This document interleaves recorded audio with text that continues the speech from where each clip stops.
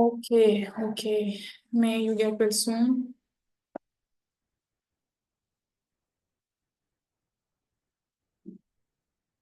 Okay, Mariam, so we were basically going through poetic devices. Some of the poetic devices we have covered in the first session, and it is basically of your Islamiya's class, but I think ma'am has completed the syllabus, so she was, she permitted me to take this class for English. So I have sent the link again in the group. We were going through different poetic devices, must go through them when I upload a lecture. Let us discuss some more poetic devices. That is, the first one is paradox. The second one is oxymoron, and the third one is antithesis. The first one is paradox. The second one is oxymoron, and the third one is antithesis. अब basically इसमें mostly students confuse होते रहते हैं because of a reason, क्योंकि इन सारों का एक ही purpose है. These poetic devices basically convey only one specific purpose. और वो पर्पस ये है कि इनमें दो ऑपोजिट आइडियाज बेसिकली होते हैं. ठीक है. ऑक्सीमोरॉन में भी, पैराडॉक्स में भी और एंटीथेसिस में भी आपके पास we have different opposite ideas, लेकिन उनकी प्लेसमेंट्स डिफरेंट होती हैं. वो प्लेसमेंट जिस तरह टाइप्स ऑफ इमेजरीज में हमने देखी, sorry, anaphora and repetition and refrain में हमने देखी है, वही प्लेसमेंट्स हम पैराडॉक्स, हम ऑक्सीमोरॉन एंड हम एंटीथेसिस में भी हम देखेंगे. और अगर कोई आपको कहता है ना कि ये सारे तीनों पोएटिक डिवाइसेस सेम हैं, तो वो बिल्कुल आपको गलत कहेगा, क्योंकि इन तीनों में आइडियाज तो डिफरेंट होते हैं, लेकिन इनमें एक मेजर डिफरेंस है जो अभी हम देखने वाले हैं. तो अगर हम इनकी डेफिनेशन की बात करें शॉर्टली, तो बेसिकली पैराडॉक्स में two opposite ideas given होते. There are two opposite ideas, but in a sentence. ठीक है. ऑक्सीमोरॉन में two opposite ideas तो होते हैं, two opposite ideas, but they are two words. Antithesis में basically two opposite ideas given होते हैं, टू कंट्रास्टिंग आइडियाज गिवन होते हैं, but there are two sentences. There are two sentences. ठीक है. There are specifically two sentences. अब अगर हम बात करें, फॉर एग्जाम्पल हम कहेंगे जी डिफीनिंग,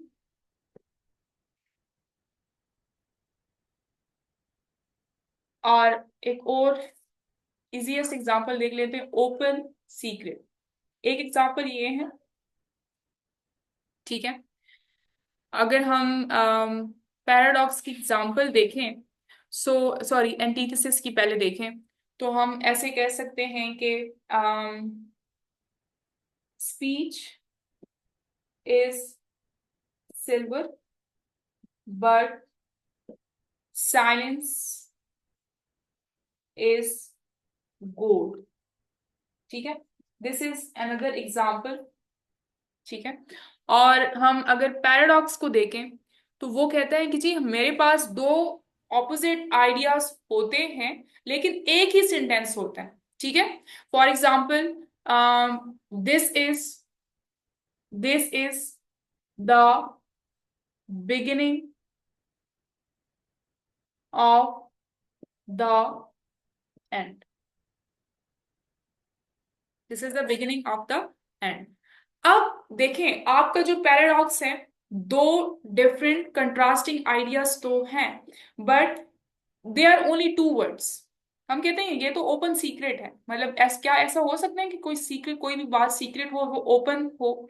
मतलब कि दो ऑपोजिट आइडियाज हमारे पास आ गए, बट आप लोग देख सकते हैं कि contrasting ideas are only in the words form. We only have two words. ठीक है. लेकिन आपका जो पैराडॉक्स होता है, उसमें we have two contrasting ideas but only in one sentence.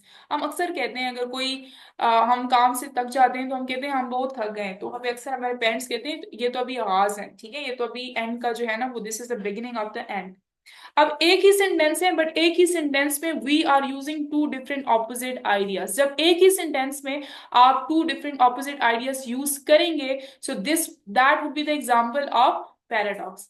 अब एंटीथेसिस का मतलब ये होता है कि लाइक कंट्रास्टिंग आइडियाज तो होंगे बट वो टू सेंटेंसेस होंगे। जिस तरह स्पीच इज सिल्वर, कि अगर आप बोलते हैं तो like it's just an example that like you are uttering some type of silver from your mouth from your tongue, लेकिन अगर आप खामोश होते हैं तो वो उससे ज्यादा यानी कि बेहतर होता है, बेहतरीन होता है, क्योंकि जब आप नहीं बोलते तो आप बहुत से बातों से लाइक अपने आप को रोक लेते हैं। सो अब speech is silver, this is one sentence, but silence is gold. अब speech and silence these are two different and opposite ideas, opposite to each other, but we are using it in two sentences। तो जब two sentences में contrasting ideas basically हम बात कर रहे हो तो वो आपके पास एंटीथेसिस होगा। अक्सर स्टूडेंट्स कंफ्यूज्ड होते हैं कि मैम इसमें तो तीनों में हमारे कॉन्ट्रडिक्टरी आइडियाज होते हैं, तो फिर डिफरेंस ही है, डिफरेंस क्या है? कोई आपको कहता है इनमें कोई डिफरेंस नहीं है, कोई आपको कहता है इसमें ऐसा होता है इसमें वैसा होता है, लेकिन इसमें मेजर डिफरेंस यही होता है। ऑक्सीमोरॉन में हम दो वर्ड्स होते हैं, एंटीथेसिस में आपके पास टू सेंटेंसेस होते हैं, पैराडॉक्स में आपके पास एक ही सेंटेंस हो। लेकिन इन तीनों में कॉमन क्या है? कॉमन ये है कि आपके पास ये कंट्रास्टिंग आइडियाज बेसिकली डिलीवर करते हैं। अभी मैं जल्दी से एग्जांपल्स पुट कर रही हूँ, आप लोगों ने मुझे बताना है कि उन एग्जांपल्स में कहाँ मैं पैराडॉक्स यूज कर रही हूँ, कहाँ मैं यूज कर रही हूँ जी ओपन, यस वो आपके पास ऑक्सीमोरॉन है, ठीक है।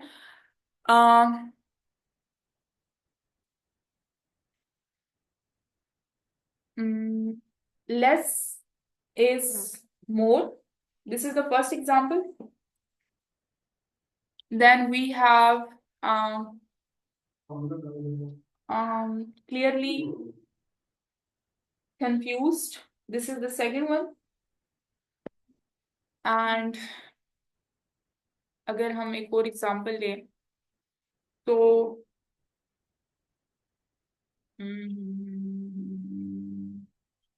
man proposes, God disposes। हाँ जी क्लास, जल्दी से बताएंगे जल्दी से। The first one is paradox, second one is oxymoron, ठीक है। एंटीथेसिस, एंटीथेसिस टी पर क्लास आप लोगों ने emphasize करना होता है, ठीक है, एंटीथेसिस। ठीक है Mariam, good, Mohammad good, very well done. हाँ जी Zakia, P paradox, no no no no Zakia, second one देखें वर्ड फॉर्म में है ना हम सेंटेंस पे बता रहे हैं ना हम टू सेंटेंसेस में बता रहे हैं, हम वर्ड्स में बता रहे हैं, तो आपने दोनों को कंफ्यूज कर लिया। सेकंड वन आपके पास ऑक्सीमोरॉन है क्योंकि दो वर्ड्स हैं हमारे पास लेकिन दो ऑपोजिट हैं एक दूसरे के, इसको हम कहते हैं ऑक्सीमोरॉन। और जो लास्ट वाला है ये दो सेंटेंसेस हैं। जब दो सेंटेंसेस होंगे और दो कंट्रास्टिंग आइडियाज होंगे तो वो आपके पास होगा एंटीथेसिस। समझ आ गई है?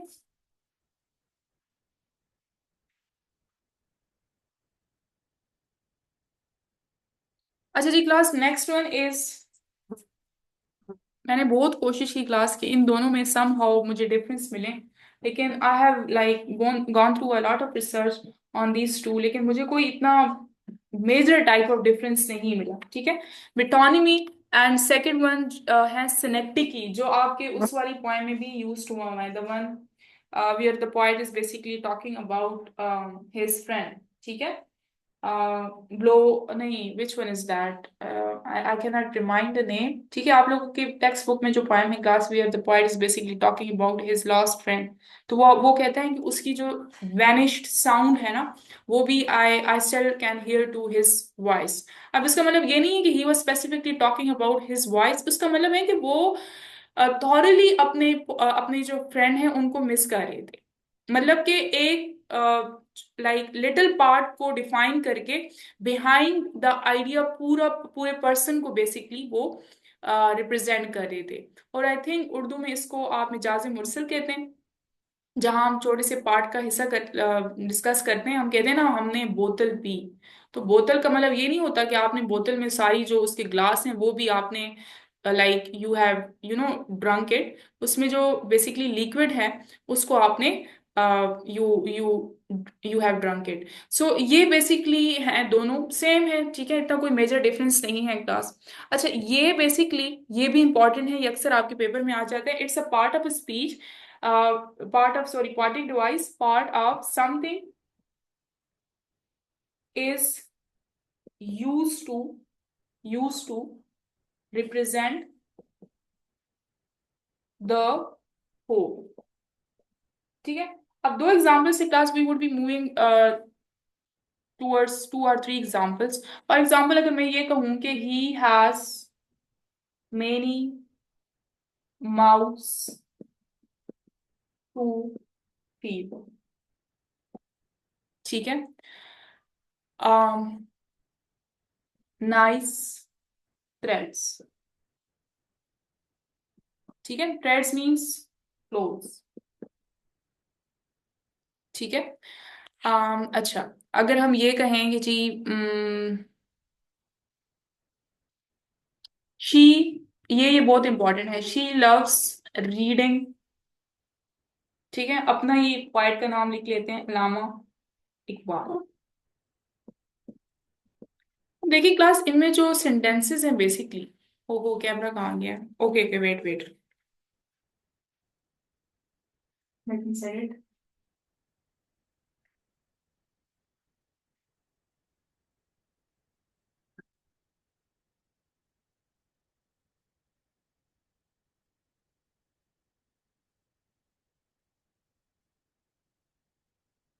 हाँ जी क्लास, अभी स्क्रीन इज विजिबल, जल्दी से बताएंगे।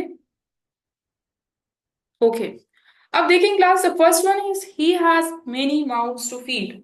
अब माउथ्स का मतलब ये नहीं है कि कोई पर्सन है, like he is earning for his और her family, he or she, ठीक है, and he has many mouths, or just suppose he has some animals जिनको उन्हें फीड करना है।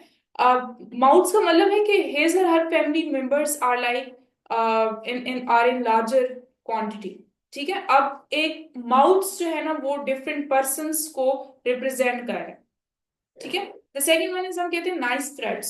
अब थ्रेड्स का मतलब होता है, इसका मतलब ये नहीं है कि कोई लाइक वुलन की कोई थ्रेड है या डिफरेंट डिफरेंट स्टफ्स हैं। थ्रेड्स मींस के नाइस क्लोथ्स, ठीक है। आप इससे बड़ा ड्रेस भी ले सकते हैं कि जी आपका ड्रेस बहुत प्यारा है। और ड्रेस किस चीज से बना होता है, ड्रेस जो है स्पेसिफिकली वो थ्रेड से ही बना होता है ना, किसी और चीज से तो नहीं बना होता, ठीक है। द लास्ट वन इज,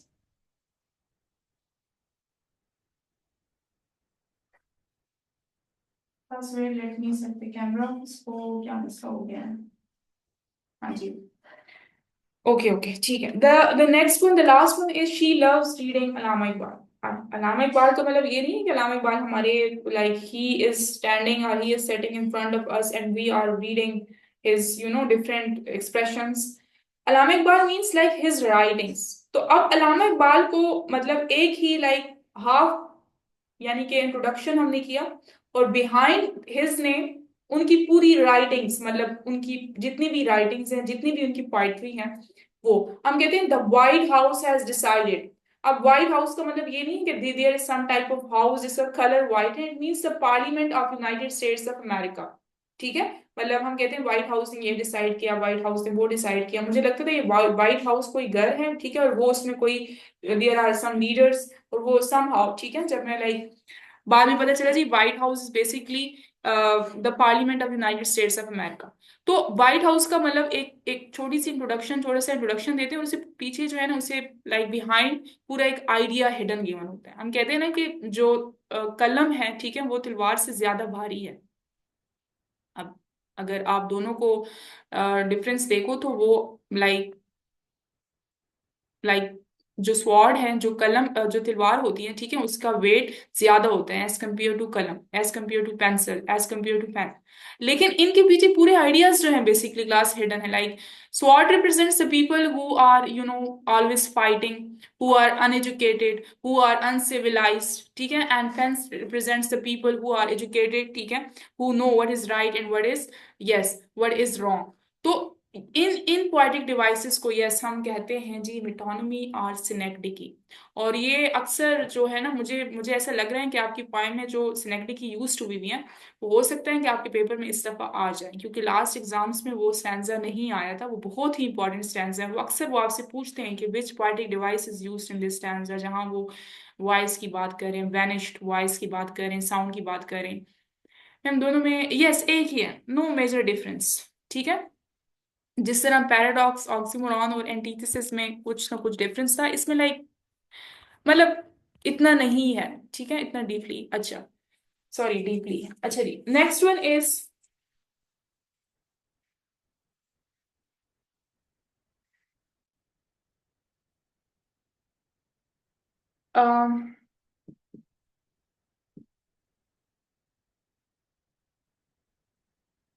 यहाँ क्लास लाइक यू भी हो सकता है, मतलब कि ट्रेडिशनल और मॉडर्न इंग्लिश के स्पेलिंग्स चेंज हो जाते हैं, लेकिन मैं आप लोगों को समझाती हूँ कि what does it mean. Euphuism and dysphemism, ठीक है। अब they are basically opposite to each other, they are basically opposite to each other. Euphuism means class के when you are speaking or you are trying to convey something, ठीक है, you are talking to somebody, but in a mild, ठीक है, polite और soft way. अभी हम एक ऐसा सेंटेंस करेंगे, हम बेसिकली क्या कहते हैं, एक ही सेंटेंस लेके जाएंगे दोनों की एग्जांपल्स में। डिस्फेमिज्म बेसिकली क्लास तब होता है जब आप हार्श या ऑफेंसिव लैंग्वेज यूज करते हैं, मतलब जो दूसरों को हर्ट करता है, मतलब बदतमीज, जो बदतमीजी होती है ना, ब्लंट एक्सप्रेशन होता है, उसको हम कहते हैं डिस्फेमिज्म, ठीक है। अब उर्दू में पहले मैं आपको समझाती हूँ, ठीक है। हम कहते हैं जी वो मर गया। अब मर तो गया, हम सबको पता है कि मर गया, लेकिन उसका एक और भी तरीका है ना कि वो फोत हो गए हैं, वो इस दुनिया से चले गए हैं। अब एक वे ऐसा है जो बहुत ही माइल्ड है, जो बहुत ही पोलाइट है, जो बहुत ही सॉफ्ट है, और दूसरा मतलब उसी वही मतलब है, उसी सेंटेंस का मतलब वही है, लेकिन हम उसके लिए यूज करें कि जी वो मर गया। एक एक ब्लंट एक्सप्रेशन है। फिर एक ऐसा पर्सन क्लास जो अनएम्प्लॉयड है, जिसके पास कोई जॉब नहीं होती, ठीक है। अब जो लाइक अनएजुकेटेड पीपल होते हैं ना, अनसिविलाइज्ड पीपल होते हैं, वो कहते हैं क्या ये बेरोजगार बंदा है। बेरोजगार मतलब सुनने में भी बुरा लग रहा है कि क्या मतलब बेरोजगार बंदा है, लेकिन इंग्लिश में अगर आप उसको ट्रांसलेट करोगे तो उसका मतलब है कि he is between jobs. Between jobs का मतलब है कि he is basically searching different types of jobs. तो मतलब दोनों का एक ही मतलब है, लेकिन एक ब्लंट है और एक बहुत ही सॉफ्ट है।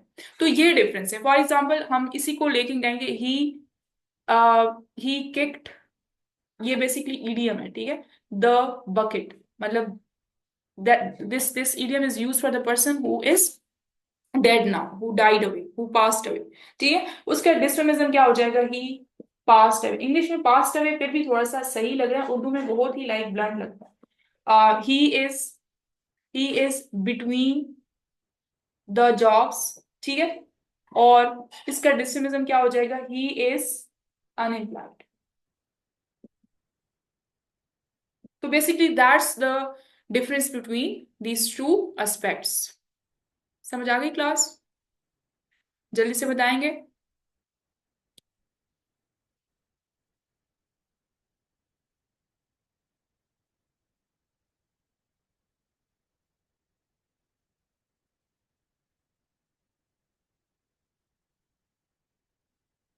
अच्छा क्लास, नेक्स्ट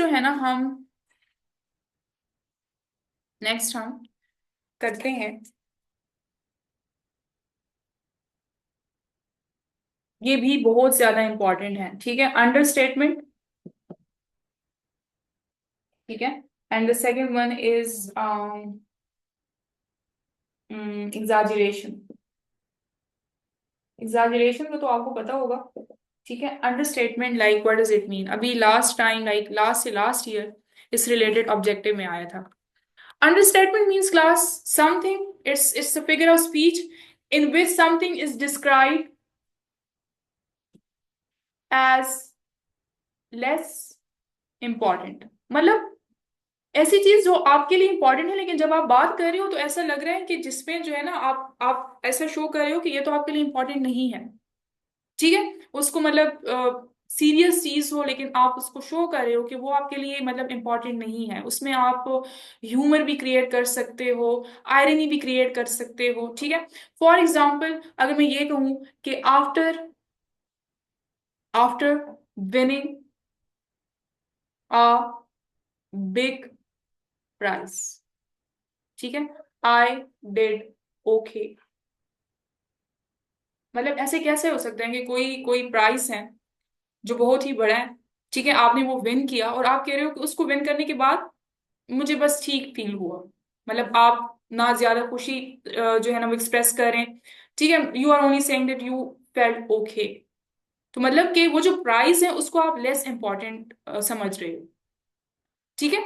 सो अब ऐसा अक्सर होता है कि जी जिनको रेनी सीजन जो है ना वो बहुत ज्यादा अच्छा लगता है, जो स्टॉर्म्स वगैरह हैं, ठीक है, वो बहुत ज्यादा उनको पसंद होते हैं, तो वो कहते हैं बहुत ज्यादा बारिश हुई होती है, बहुत ही ज्यादा बारिश होती है, ठीक है, लेकिन वो कहते हैं हल्की सी बारिश हुई थी। अब इतनी ज्यादा बारिश हो, ठीक है, और कोई कहेंगे जी हल्की सी बारिश, हल्की फुल्की बारिश यहाँ भी हुई, मतलब कि आप उस बारिश को लेस लेस इंपॉर्टेंस दे रहे हैं, एक ह्यूमर क्रिएट करें, आयरनी क्रिएट करें, ठीक है। हम अक्सर कहते हैं कि जी वो मैं इसलिए नहीं जा रहा क्योंकि मुझे घर में थोड़ा सा काम है। अब थोड़े सा काम का मतलब ये होता है कि वो आप नहीं जा रहे, तो इट मीन्स कि that's would be something which is very important, that's why you are not going somewhere. लेकिन आप कहते हो कि जी मैं इसलिए नहीं जा रहा क्योंकि मेरे घर में ना थोड़ा सा काम है, तो उस काम को you are making it less important. इन तमाम स्पीचेस को बेसिकली हम कहते हैं अंडरस्टेटमेंट, अंडरस्टेटमेंट, ठीक है। और जो इसके ऑपोजिट होता है उसको हम ज्यादा डिस्कस नहीं करेंगे, एग्जाजरेशन, एग्जाजरेशन को हाइपरबली भी कहते हैं, ठीक है। It's not hyperbole, it's hyperbole, ब्ली, ठीक है। जो ओ है ना वो आपके पास साइलेंट है। मतलब इसमें आप इस तरह करते हो कि it's something which is describe as much bigger, exaggerate करते हो आप ही टीचर कहती हैं कि जी आप जो एक सवाल जो है ना मुझसे 100 टाइम्स पूछेंगे तो मैं आपको बताऊंगा या बताऊंगी, ठीक है। वो आपको लाइक इसलिए कहती हैं कि जी आप लोग को समझ आ जाए, लेकिन इट्स ह्यूमन नेचर। अभी आप लोग मेरे से 10 दफा एग्जैजरेशन को पूछेंगे ना, मैं आपको आराम से बताऊंगी। 15 टाइम्स के बाद जो है ना मुझे आ जाएगा गुस्सा। तो मैं तो ऐसे ही झूठ बोल रही थी कि आप 100 टाइम्स मुझसे पूछेंगे, एग्जैजरेट कर रही थी चीजों को, ठीक है। आप कहते हैं कि मुझे इतना रोना आया उस पर कि मुझे लगा कि मैंने कोई रिवर जो है ना वो, like I shed a river of tears, किसी किसी चीज पर जब हम बहुत ज्यादा रोते हैं तो रोना इटसेल्फ इज बहुत ज्यादा, लेकिन हम उसको एग्जैजरेट करते हैं कि मुझे ऐसे लगा जैसे मैंने कोई दरिया बहाया अपने टीयर्स को यूज कर करके। आपकी अम्मी कहती हैं आपको कि मैंने तुम्हें 1000 दफा ये बात बताई, 1000 दफा नहीं बताई होती, ठीक है, बहुत ज्यादा दफा बताई होती है, लेकिन उनको वो एग्जैजरेट कर रही होती हैं कि I have told you million times about this thing. अब मिलियन टाइम्स को एग्जैजरेशन, स्ट्रॉन्ग फीलिंग है, एम्फेसिस क्रिएट कर रहे हैं। So it is the example of exaggeration. Exaggeration को हाइपरबली भी कह सकते हैं। Yes yes Mariam, good. अच्छा जकिया, ये जो क्लासरूम इज जू है ना बेटा, ये आपके पास पर्सनिफिकेशन है। नो सॉरी, सॉरी मेटाफर, ठीक है। आप क्लासरूम और जू को बेसिकली कंपैरिजन करें, जू में जैसे डिफरेंट एनिमल्स होते हैं ना, उनको जब कोई टीचर नहीं होता तो वो बहुत ज्यादा शोर कर रहे होते हैं, तो वैसे ही जो है ना वो क्लासरूम को हम कंपेयर कर रहे होते हैं। सो ये आपके पास मेटाफर है, ठीक है। समझ आ गई? क्लास अंडरस्टेटमेंट की समझ आ गई? ये बहुत ज्यादा इंपॉर्टेंट है, जल्दी से बताएंगे। अच्छा लास्ट बस आयरनी की हम टाइप्स करें, फिर उसके बाद we would be concluding it. Irony की टाइप्स भी क्लास बहुत इंपॉर्टेंट है, ठीक है।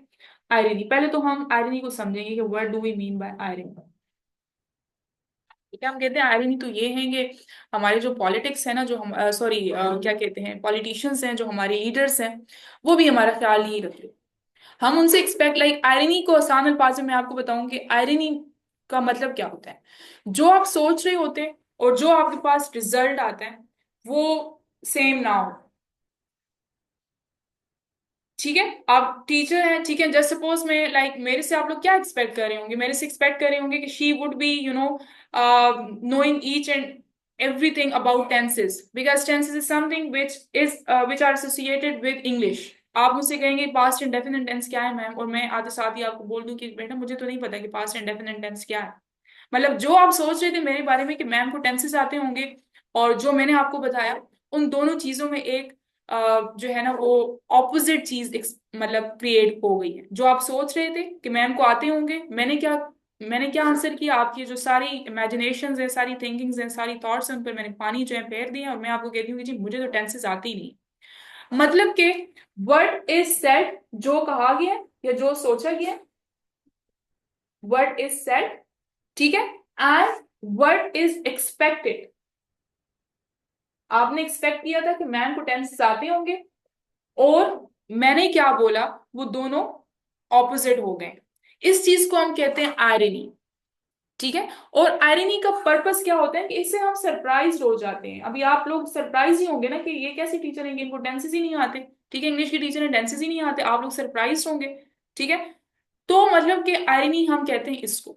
अब आयरनी की क्लास, अब यहां तक आपके पेपर में यस डेफिनेशन नहीं आती, यस मरियम, ठीक है, आयरनी की डेफिनेशन आपके पेपर में नहीं आती।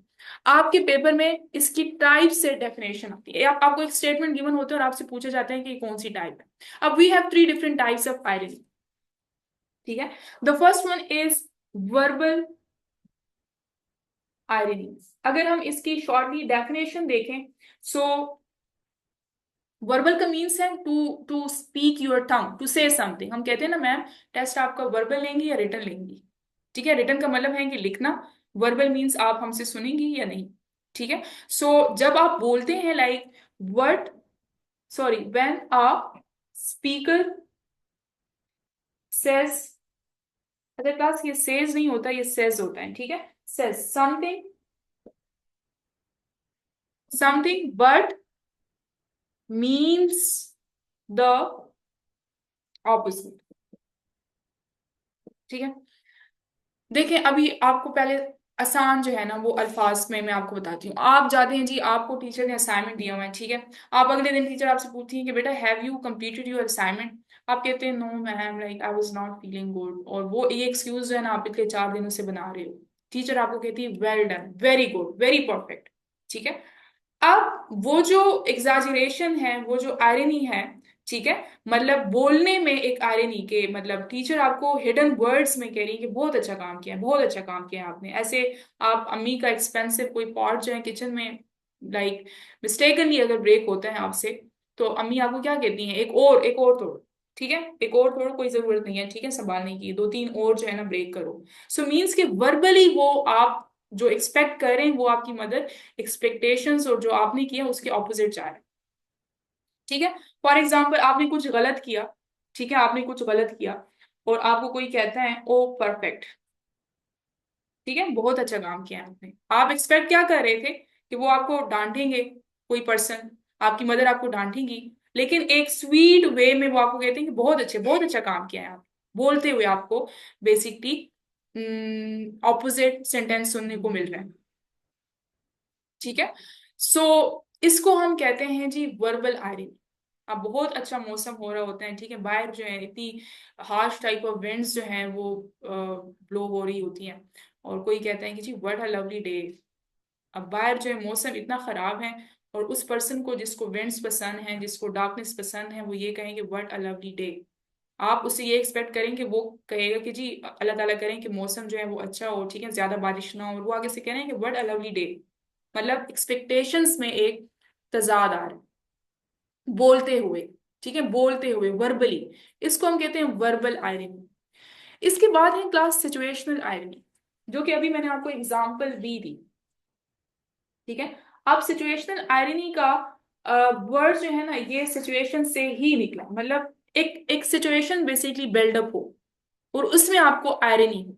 ठीक है, इसमें what happens is opposite word to what is expected. अब मैंने देखे आप अभी जो एग्जांपल दी सबसे पहली वाली, कि अभी एक सिचुएशन बिल्डअप है ना, क्लास की सिचुएशन चल रही है, अब जैसे सपोज आप में से किसी बच्चे को ये ना पता हो कि what's the difference between metaphor and extended metaphor, जो आज हमने क्रिएट किया है। आप लोग मुझसे दोबारा पूछें कि ma'am what's the difference between metaphor and extended metaphor, और मैं आपको एक सिचुएशन बिल्डअप है, क्लासरूम का एनवायरनमेंट बना हुआ है, ठीक है, मैं आपको कहूँ बेटा मुझे तो कोई नहीं पता कि इसमें क्या डिफरेंस है, मुझे तो बिल्कुल नहीं पता। आपने क्या एक्सपेक्ट किया, एक एनवायरनमेंट में आपने क्लासरूम में एक सिचुएशन चल रही है और मैंने आप लोगों को क्या जवाब दिया, मतलब कि ऑपोजिट एक सर्कमस्टांसेस बिल्डअप हो गए। इसी तरह आप जाते हैं, अनदर एग्जाम्पल, आप जाते हैं जी, like you are flying high in the air, ठीक है, in any type of aeroplane. दरमियान में आपको पायलट आपको बोल दें कि जी मुझे तो नहीं पता कि इतनी हाइट पर जो है ना वो कैसे फ्लाई करना है। आप पायलट से क्या एक्सपेक्ट करेंगे there at that specific moment, या कोई भी प्रॉब्लम आ जाए तो आप पायलट से क्या एक्सपेक्ट करेंगे विद इन दैट सिचुएशन, कि जी पायलट आपको लाइक उस सिचुएशन से निकाल लेगा। लेकिन पायलट आपको खुद कहेंगे मुझे तो फोबिया है भाई, मुझे तो हाइट से जो है ना फोबिया है, मैं आगे नहीं जा सकता।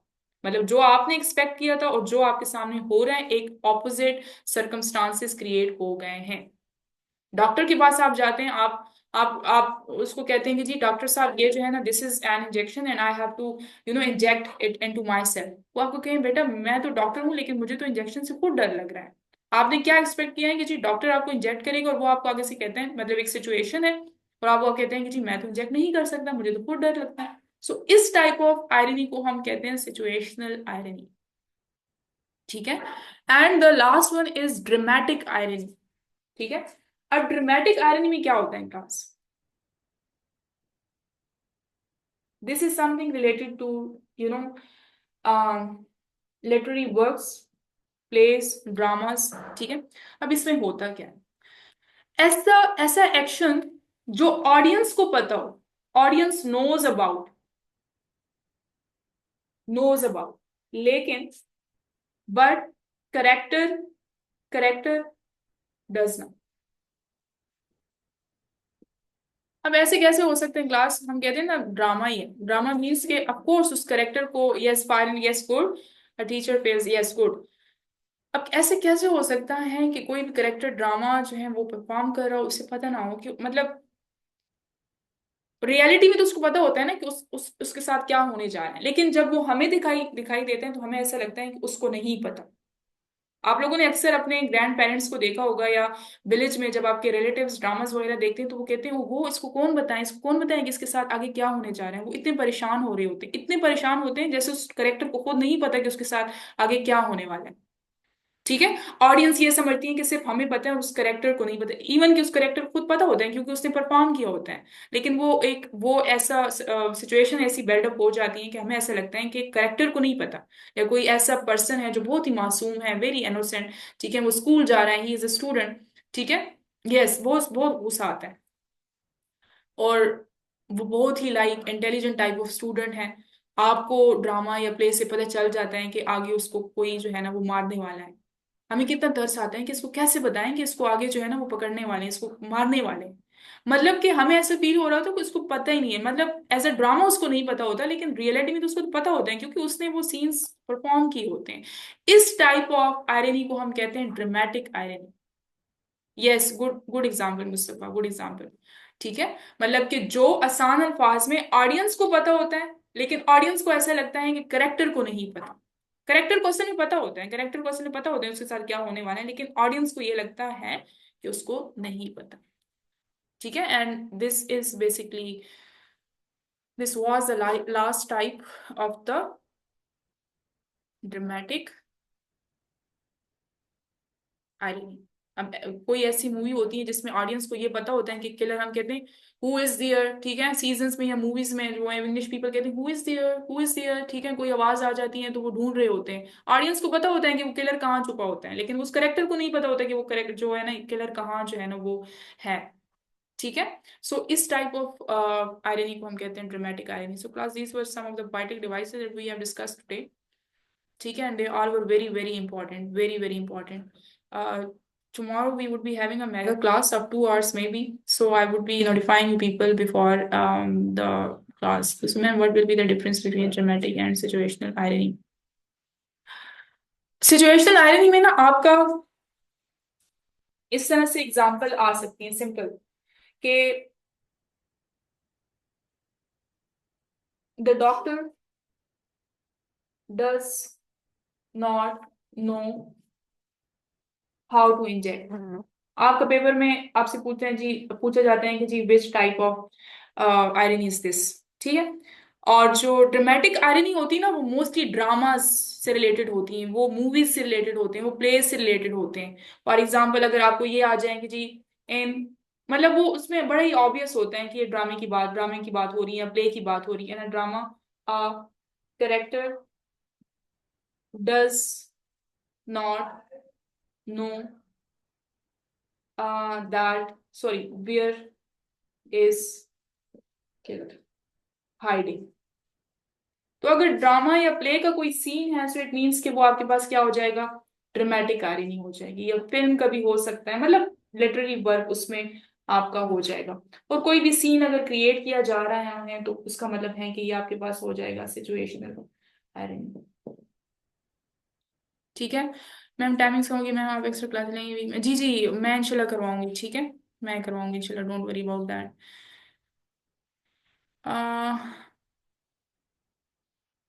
जी पॉइंट्स हमने किए हैं, जैसे क्या मैं शेयर कर लूंगी आप लोगों के साथ, लेक्चर्स अपलोड कर लूंगी। अपलोड तो है, सॉरी, मैं लिंक्स शेयर कर लूंगी।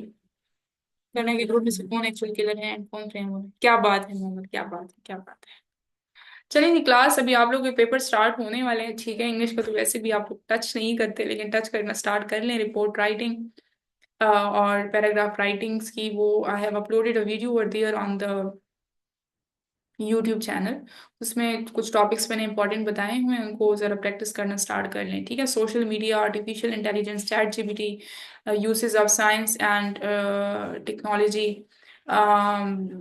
Uses and abuses of mobile phone, इनसे रिलेटेड आप लोग मस्ट पैराग्राफ जो है ना वो स्टार्ट लिखना स्टार्ट करें, ठीक है।